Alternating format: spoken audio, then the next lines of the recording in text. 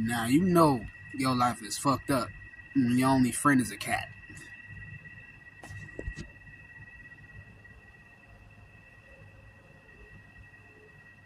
I can't make this up. My cat. This is literally my cat, and I don't know where this cat came from. But this cat won't leave me alone, and I just can't say no to her.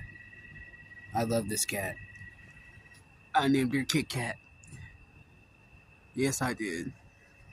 She is not dead, okay? She's just chilling.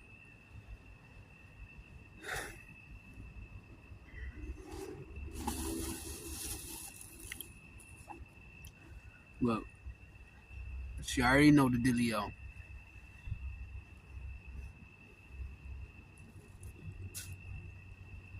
I love this cat, though. I won't even lie to you.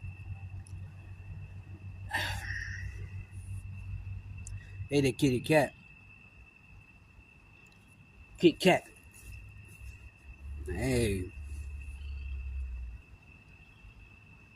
I don't know where this cat came from, but this cat won't leave. I just hope God send this cat to me, so I won't have to crash out on motherfuckers.